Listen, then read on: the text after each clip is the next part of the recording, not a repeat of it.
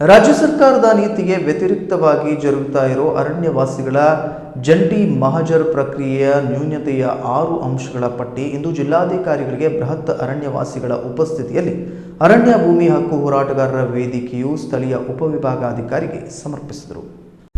ಅರಣ್ಯ ಭೂಮಿ ಹಕ್ಕು ಹೋರಾಟಗಾರರ ವೇದಿಕೆ ಅಧ್ಯಕ್ಷ ರವೀಂದ್ರ ನಾಯ್ಕ್ ಅವರು ಸಿರಸಿ ಉಪವಿಭಾಗ ಅಧಿಕಾರಿ ಚಂದ್ರಶೇಖರ್ ಅವರಿಗೆ ಇಂದು ಉಪವಿಭಾಗಾಧಿಕಾರಿ ಕಚೇರಿಯಲ್ಲಿ ನ್ಯೂನತೆ ಪಟ್ಟಿ ನೀಡಿದರು. ಮುಖ್ಯ ಕಾರ್ಯದರ್ಶಿಯವರ ಅಧ್ಯಕ್ಷತೆಯಲ್ಲಿ ರಾಜ್ಯ ಮಟ್ಟದ ಅರಣ್ಯ ಹಕ್ಕು ಕಾಯ್ದೆಯ ಉಸ್ತುವಾರಿ ಸಮಿತಿಯು ಜನವರಿ 6ರಂದು ತೆಗೆದುಕೊಂಡ ನಿರ್ಣಯದಲ್ಲಿ ಅರ್ಜಿಗಳು ದಾಖಲಾತಿ ಅಲಭ್ಯತೆ ಕಾರಣಕ್ಕೆ ತಿರಸ್ಕರಿಸಿದಲ್ಲಿ ಅರಣ್ಯ ಕಂದಾಯ, ಗ್ರಾಮೀಣಾಭಿವೃದ್ಧಿ, ಪರಿಶಿಷ್ಟ ವರ್ಗಗಳ ಕಲ್ಯಾಣ ಇಲಾಖೆಗಳ ಅಧಿಕಾರಿಗಳು ಮತ್ತು ಸ್ಥಳೀಯ ಮುಖಂಡರನ್ನು ಒಳಗೊಂಡ ತಂಡದಿಂದ ಮುಂದಿನ 45 ದಿನಗಳೊಳಗಾಗಿ ಮಹಜರು ಮಾಡಿ ಮಹಜರ್ ವರದಿಯನ್ನ ದಾಖಲೆಯಾಗಿ ಪರಿಗಣಿಸಲು ಸೂಚನೆ ನೀಡಲಾಗಿತ್ತು.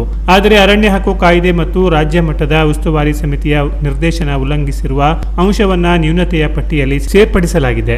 ಸಭೆಯಲ್ಲಿ ಜಿಲ್ಲಾ ಸಂಚಾಲಕ ಇಬ್ರಾಹಿಂ ಗೌಡಳ್ಳಿ, ಮಾಬಲೇಶ್ವರ ನಾಯ್ಕ್ ಬೇಡ್ಕಣಿ, ಹರಿಹರ ನಾಯ್ಕ್, ಓಂಕಾರ ಮುಣ್ಗೋಡ್, ಅಧ್ಯಕ್ಷ ಶಿವಾನಂದ ಜೋಗಿ, ಎಂಆರ್ ನಾಯ್ಕ್ ಕಂಡ್ರಾಜಿ, ರಾಜು ನರೇಬೈಲ, ದಿವಾಕರ್ ಮರಾಠಿ ಆನಗೊಂಡ, ನಾಗಪತಿ ಗೌಡ ಹುಕ್ಕಳ್ಳಿ, ಚಂದ್ರು ಪೂಜಾರಿ ಮಂಚಿಕೇರಿ, ರಾಮಚಂದ್ರ ನಾಯ್ಕ್ ವಾಜಗೋಡ, ಚಂದ್ರು ಶಾನ್ಬಾಗ್ ಬಂಡಲ್, ಮಲ್ಲೇಶಿ ಸಂತೋಳ್ಳಿ, ಸ್ವಾತಿ ಜೈನ್, ಕಲ್ಪನಾ ನೆರೆಬೈಲ, ರಾಜೀವ್ ಗೌಡ, ಕೃಷ್ಣ ಕುಣಬಿ, ಆನಗೌಡ, ಬಸ್ತ್ಯಾವ್ ಕಣ್ಣಿಗೇರಿ, ಶ್ರೀಧರ್ ಹೆಗಡೆ ಲಂಬಾಪುರ, ಸುಧಾಕರ್ ಮಡಿವಾಳ್ ಬಿಳಗಿ, ಸಂಕೇತ್ ನಾಯ್ಕ್ ಹಲಗೇರಿ, ಅಬ್ದುಲ್ ಸುಬಾನ್ ಅರಿಂದೂರು, ಸುಬ್ರಾಯ್ ಹೆಗಡೆ ಆನಗೌಡ, ಗಣಪತಿ ನಾಯ್ಕ್ ಬೆಡಸಂಗ ಮುಂತಾದವರು ಉಪಸ್ಥಿತರಿದ್ದರು.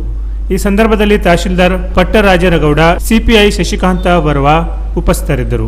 ಮಹಜರು ಸಂದರ್ಭದಲ್ಲಿ ಅಧಿಕಾರಿ ತಂಡದೊಂದಿಗೆ ಸ್ಥಳೀಯ ಮುಖಂಡರನ್ನು ಸೇರ್ಪಡಿಸಿಕೊಳ್ಳದೇ ಇರುವುದು, ಜಂಟಿ ಮಹಜರು ಯಾಂತ್ರಿಕವಾಗಿ ತಯಾರಿಸಿದ್ದು ಅಪೂರ್ಣ ಅಂಶಗಳಿಂದ ಕೂಡಿದ್ದು ಇರುತ್ತದೆ. ಜಂಟಿ ಮಹಜರು ಸಂದರ್ಭದಲ್ಲಿ ಅರಣ್ಯವಾಸಿಗಳಿಗೆ ಮುಂಚಿತವಾಗಿ ನೋಟಿಸ್ ಮಾಹಿತಿ ನೀಡದೆ ಅರಣ್ಯವಾಸಿಗಳ ಅನುಪಸ್ಥಿತಿಯಲ್ಲಿ ಸ್ಥಳ ಪರಿಶೀಲನೆ ಮಾಡುವುದು ನ್ಯೂನತೆಯ ಪಟ್ಟಿಯಲ್ಲಿ ಪ್ರಮುಖ ಅಂಶವಾಗಿದೆ. ಸಾಗುವಳಿ ಮತ್ತು ವಾಸ್ತವ್ಯಕ್ಕೆ ಸಂಬಂಧಿಸಿದ ಅರಣ್ಯವಾಸಿ ಮತ್ತು ಗ್ರಾಮದಲ್ಲಿ ಜನವಸತಿ ಇರುವ ಕುರಿತು ಸಾಂದರ್ಭಿಕ ದಾಖಲೆಗಳನ್ನು ಮಹಜರಲ್ಲಿ ಉಲ್ಲೇಖಿಸದೇ ಇರುವುದು, ಜಿಲ್ಲೆಯಲ್ಲಿ ಅಲ್ಪ ಕಂದಾಯ ಭೂಮಿ ಹೊಂದಿ ಅರಣ್ಯ ಭೂಮಿಯ ಮೇಲೆ ಅವಲಂಬಿತರಾಗಿರುವ ಅರಣ್ಯವಾಸಿಗಳನ್ನ ಹಾಗೂ ಪ್ರತ್ಯೇಕ ಮನೆ, ಪ್ರತ್ಯೇಕ ರೇಷನ್ ಕಾರ್ಡ್ ಹೊಂದಿರುವ ಒಂದೇ ಕುಟುಂಬದ ಒಂದಕ್ಕಿಂತ ಹೆಚ್ಚು ಕುಟುಂಬ ಸದಸ್ಯರ ಅರ್ಜಿಯನ್ನು ಮಹಜರ್ ಪ್ರಕ್ರಿಯೆಗೆ ಅಳವಡಿಸದೇ ಇರುವುದು ಮನವಿ ಪಟ್ಟಿಯಲ್ಲಿ ಉಲ್ಲೇಖಿಸಲಾಗಿದೆ. ಮಹಜರ್ ಸಂದರ್ಭದಲ್ಲಿ ಅವಶ್ಯ ಅಧಿಕಾರ ವರ್ಗದವರು ಉಪಸ್ಥಿತರಿರುವುದಿಲ್ಲ. ಜಂಟಿ ಮಹಜರ್ ಪ್ರಕ್ರಿಯೆಯಲ್ಲಿ ತಿರಸ್ಕರಿಸಿದ ಎಲ್ಲ ಅರ್ಜಿಗೆ ಸಂಬಂಧಿಸಿ ಮಹಜರು ಗಣನೆಗೆ ತೆಗೆದುಕೊಂಡಿದ್ದು ಇರುವುದಿಲ್ಲ ಹಾಗೂ ಜಂಟಿ ಮಹಜರಿಗೆ ಕೆಲವು ಕಡೆ ಅರಣ್ಯವಾಸಿಯ ಸಹಿಯನ್ನು ದಾಖಲಿಸದೇ ಇರುವುದು ಹಾಗೂ ಮಹಜರ್ ಅಧಿಕಾರಿ ತಂಡವು ಕೆಲವು ಕಡೆ ಅರಣ್ಯವಾಸಿ ಸಹಿ ಮಾತ್ರ ತೆಗೆದುಕೊಂಡು ಮಾಹಿತಿ ತುಂಬದ ಅಧಿಕಾರಿ ವರ್ಗದವರು ಸಹಿ ಮಾಡದ ಮಹಜರ ಪ್ರತಿಯನ್ನು ಒಯ್ಯುತ್ತಿರುವುದು ನ್ಯೂನತೆಯ ಪಟ್ಟಿಯಲ್ಲಿ ಉಲ್ಲೇಖಿಸಲಾಗಿದೆ. ಅರಣ್ಯ ಹಕ್ಕು ಕಾಯ್ದೆ ಅನುಷ್ಠಾನದಲ್ಲಿ ಉಂಟಾಗುತ್ತಿರುವ ಸಮಸ್ಯೆಗಳು, ಸುಪ್ರೀಂ ಕೋರ್ಟಿನಲ್ಲಿ ಒಕ್ಕಲೆಬ್ಬಿಸುವ ಪ್ರಕ್ರಿಯೆ ವಿಚಾರಿಸುವ ಕುರಿತು ಮತ್ತು ಕರ್ನಾಟಕ ಉಚ್ಚ ನ್ಯಾಯಾಲಯದಲ್ಲಿ 3 ಎಕರೆಗಿಂತ ಕಡಿಮೆ ಇರುವ ಅರಣ್ಯವಾಸಿಗಳಿಗೆ ಭದ್ರತೆ ನೀಡುವ ರಾಜ್ಯ ಸರ್ಕಾರದ ಆದೇಶ ರದ್ದುಪಡಿಸಲು ದಾಖಲಾಗಿರುವ ಸಾರ್ವಜನಿಕ ಹಿತಾಸಕ್ತಿ ಅರ್ಜಿ ಹಾಗೂ ಹೋರಾಟದ ಮುಂದಿನ ಕ್ರಿಯಾ ಯೋಜನೆಯನ್ನ ರಾಘವೇಂದ್ರ ಮಠದ ಕಲ್ಯಾಣ ಮಂಟಪದಲ್ಲಿ ಅಧ್ಯಕ್ಷ ರವೀಂದ್ರ ನಾಯ್ಕ್ ಅವರ ನೇತೃತ್ವದಲ್ಲಿ ಸಭೆ ಜರುಗಿತು. ಉಗ್ರಾಣಿ ಬರ್ತಾನೆ, ವಾಟರ್ ಮ್ಯಾನ್ ಕಳ್ಸಿಕೊಡ್ತಾರೆ, ಯಾರ್ಯಾರು ಬಂದ್ಕೊಂಡು ಹೋಗ್ತಾರೆ. ಪಂಚನಾಮೆ ಅಂದಾಗ ನಮ್ಮ ವಿಷಯ ಅಂತ ಹೇಳಿದ್ರೆ ನಿರ್ದಿಷ್ಟವಾಗಿ 4ನೇದು ಬಹಳ ಮುಖ್ಯವಾಗಿರುವುದಂದ್ರೆ ಮಹಜರ್ ಸಂದರ್ಭದಲ್ಲಿ ಅವಶ್ಯ ಅಧಿಕಾರ ವರ್ಗದವರು ಉಪಸ್ಥಿತರೇ ಇರುವುದಿಲ್ಲ. ಮತ್ತೆ ಪಂಚನಾಮೆ ಆದ ಮೇಲೆ ಸ್ಥಳದಲ್ಲಿ ಪ್ರಮುಖರು ಮುಖಂಡರು ಸಹಿತ ತಗೊಳ್ಬೇಕು, ಅದರ ಜೊತೆಯಲ್ಲಿ ಆ ವ್ಯಕ್ತಿದು ಅತಿಕ್ರಮದಾರರು ಸಹಿತ ತಗೊಳ್ಬೇಕು, ಹಾಜರಿದವರು ಸಹಿತ ತಗೊಳ್ಬೇಕು. ಇದು ಯಾವುದೂ ಇಲ್ಲ. ತಾವು ದಯವಿಟ್ಟು ತಾವು ಸಹಿತ ಉಪವಿಭಾಗ ಸಮಿತಿ ಅಧ್ಯಕ್ಷರಾಗಿರೋದ್ರಿಂದ ಎಲ್ಲಾ ಫಾರ್ಮೇಟ್ ಅನ್ನು ತರಿಸಿ ಒಂದ್ಸಲ ದಯವಿಟ್ಟು ಪರಿಶೀಲನೆ ಮಾಡಬೇಕು ಹೇಳ್ತಾ ಇದ್ದಾನೆ. ಇದಕ್ಕೆ ನಮಗೆ ಸೂಕ್ತವಾದ ದಾಖಲೆ ಅಟ್ಲೀಸ್ಟ್ ನಾವು ಇಂಥ ದಿವಸ ಬರ್ತಾ ಇದ್ದೇವೆ ಅಂತ ಹೇಳಿದ್ರೆ ಇಂಟಿಮೇಷನ್ ಆದ್ರೂ ಮಾಡ್ಬೇಕಲ್ಲ, ಮಾಹಿತಿ ಇರುವುದಿಲ್ಲ.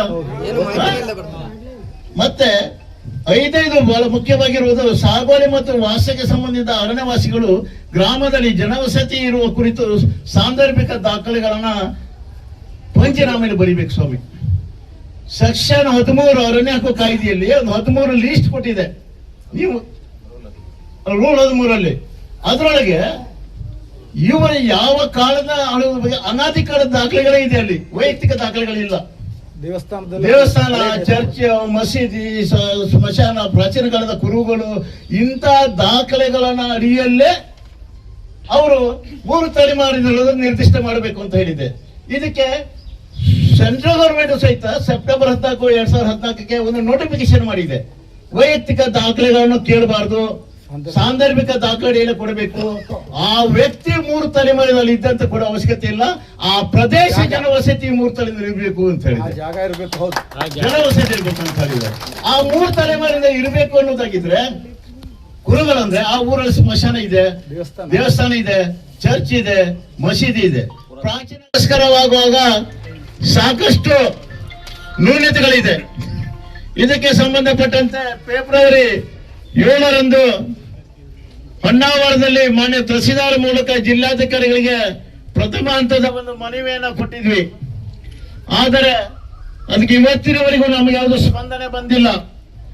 ಪ್ರಕ್ರಿಯೆ ನ್ಯೂನತೆಯಿಂದ ಜರುಗುತ್ತಿರುವುದರಿಂದ ನಾವು ಸರ್ವೋಚ್ಚ ನ್ಯಾಯಾಲಯದಲ್ಲಿ ಸಾರ್ವಜನಿಕ ಹಿತಾಸಕ್ತಿ ಅರ್ಜಿ ಬರೆಯುವ ಪೂರ್ವದಲ್ಲಿ PIL ಫೈಲ್ ಮಾಡೋ ಪೂರ್ವದಲ್ಲಿ ಇನ್ನೊಮ್ಮೆ ಗೌರವಿತವಾದ ಮಾನ್ಯ ಜಿಲ್ಲಾಧಿಕಾರಿಗಳು ಬಹಳ ಗಂಭೀರವಾಗಿ ಕೆಲಸವನ್ನು ಈ ದಿಸೆಯಲ್ಲಿ ಮಾಡ್ತಾ ಇದ್ದಾಗೂ ಸಹಿತ ಈ ನ್ಯೂನತೆ ಸರಿಪಡಿಸದೆ ಆಗದಿರೋದ್ರಿಂದ ಇವತ್ತು ಸಹಸ್ರಾರು ಅರಣ್ಯವಾಸಿಗಳಿಗೆ ತೊಂದರೆಗಳಾಗ್ತಾ ಇದೆ. ಮಹಾಜರ್ ಬೆಂಗಳೂರಿನಲ್ಲಿ ನಡೆದಂತ ಸಭೆಯ ಠರಾವ್ನಲ್ಲಿ ಸ್ಪಷ್ಟವಾದ ಉಲ್ಲೇಖವಿದೆ. ಆ ಉಲ್ಲೇಖದಲ್ಲಿ ಅಧಿಕಾರಿ ಜೊತೆಯಲ್ಲಿ ಮಹಾಜರ್ ಮಾಡಿ ಮುಖಂಡರನ್ನು ಒಳಗೊಂಡು ತಂಡದಿಂದ ಈ ಮಹಾಜರು ಮಾಡಬೇಕು ಅಂತ ಇದೆ.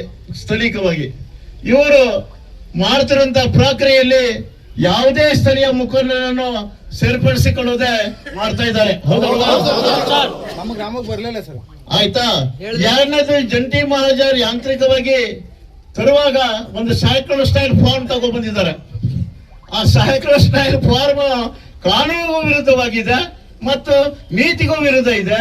ಏನು ಉಸ್ತುವಾರಿ ಸಮಿತಿ ಏನು ಗೈಡೆನ್ಸ್ ಕೊಟ್ಟಿದ್ಯಾ ಅದ್ರಲ್ಲಿದೆ. ಸೈಕಲ್ ಭೂಮಿ ಹಕ್ಕು ಹೋರಾಟದ ಫಲವಾಗಿ ರಾಜ್ಯ ಅರಣ್ಯ ಹಕ್ಕು ಉಸ್ತುವಾರಿ ಸಮಿತಿಯು ಜನವರಿ 6ರಂದು ಮಹಾಜರನ್ನ ಮಾಡುವ ಮೂಲಕ ಅದು ಒಂದು ದಾಖಲೆಯಾಗಿ ಪರಿವರ್ತನೆ ಮಾಡಬೇಕು, ದಾಖಲೆಗೆ ಗುರುತಿಸಬೇಕಂತ ಮಹತ್ವಪೂರ್ಣವಾದ ಒಂದು ತೀರ್ಮಾನವನ್ನು ಮಾಡಿತ್ತು.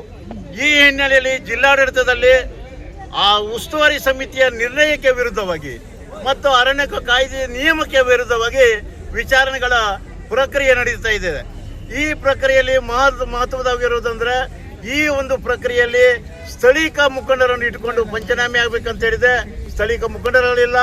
ನಿರ್ದಿಷ್ಟವಾದ ದಾಖಲೆಗೆ ಸಂಬಂಧಪಟ್ಟಂತೆ ಅಧಿಕಾರಿಗಳು ಕಂದಾಯ, ಸಮಾಜ ಕಲ್ಯಾಣ ಇಲಾಖೆಯ, ಫಾರೆಸ್ಟ್ ಮತ್ತು ಮೋಜಣಿದಾರರು ಇದ್ದು ಸ್ಥಳೀಯ ಮುಖಂಡರ ಜೊತೆಯಲ್ಲಿ ಮಾಡಬೇಕು ಅಂತಿದೆ. ಅವು ಯಾವುದೂ ನಿರ್ದಿಷ್ಟವಾದ ಅಧಿಕಾರಿಗಳು ಬರ್ತಾ ಇಲ್ಲ.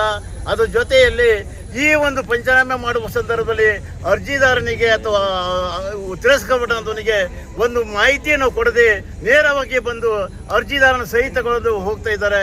ಎಲ್ಲ ಪ್ರಕ್ರಿಯೆ ಅದರ ಜೊತೆಯಲ್ಲಿ 3 ತಲೆಮಾರಿನ ಜನವಸತಿಗೆ ಸಂಬಂಧಪಟ್ಟಂತೆ ಯಾವುದೇ ದಾಖಲೆಗಳ ಅಂಶಗಳನ್ನು ಸಹಿತ ಮಹಾಜರ್ ಪ್ರಕ್ರಿಯೆಯಲ್ಲಿ ಮಾಡ್ತಾ ಇಲ್ಲ.